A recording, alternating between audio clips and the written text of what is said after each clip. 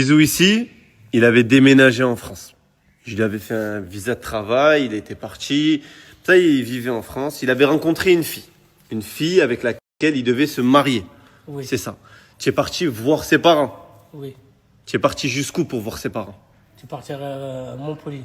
Voilà. Donc il est parti à Montpellier pour voir ses parents et ça s'est bien passé avec ses parents. Oui, Ok. c'est bien. Tu lui as offert quoi à son anniversaire à cette fille? Hein? À son anniversaire, tu lui as offert quoi? Je vais faire un cadeau. Tu as acheté un iPhone. Le dernier. Oui, le dernier, tu as acheté le pack, le parfum, le douche. Voilà. Les gars, il était à fou amoureux à un point, les gars, je vous en parle même pas, c'était une dinguerie et il lui offrait des cadeaux, des parfums, des iPhones, des trucs. Et cette fille-là, elle est où? Il est parti. Elle est partie. Oui. Où? Il est parti, il est bloqué trois, le Snap, les TikTok, les WhatsApp, tout. Elle t'a bloqué partout, elle est partie. Il est parti. Et pourquoi? Il est parti, mon frère, c'est tout.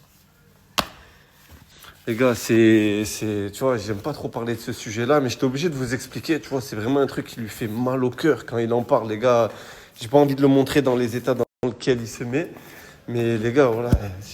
Je m'énerve jamais sur Snapchat, les gars, c'est pas dans mes habitudes, c'est un truc de guignol de le faire sur les réseaux sociaux, mais quand on s'en prend à mes frères, ben forcément, ça me fait de la peine et ça m'énerve.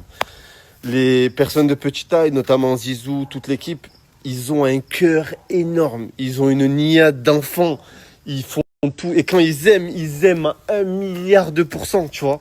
Et le fait de faire croire, de vendre du rêve, c'est pas la première fois qu'il y a des filles qui se servent d'eux pour de l'argent, pour du buzz, en leur faisant croire, en se projetant avec eux, en se jouant d'eux, ça me dégoûte. Je vous dis ça, voilà. Moi, je le ramasse à la cuillère, le petit Zizou.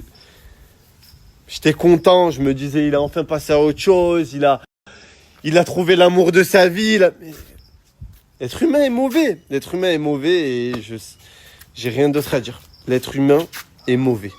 Quand cette relation s'est terminée, Zizou est resté enfermé dans sa chambre en France pendant 10 jours. Il se laissait mourir. Il mangeait pas. Il restait en espérant que le temps passe et en espérant que la douleur qu'il ressentait s'éteigne, en espérant qu'il s'éteigne tout court en fait. Quand je l'ai su, je suis parti le chercher, je l'ai ramené ici, je l'ai ramené avec les autres collègues, tout le monde. Et je vous promets l'équipe, c'est un calvaire qu'il est en train de vivre, c'est la plus grosse peine de cœur de sa vie parce qu'elle a parlé à sa mère, il est parti voir ses parents, il était prêt à déménager, à tout arrêter pour elle, il lui a donné tout ce qu'il avait.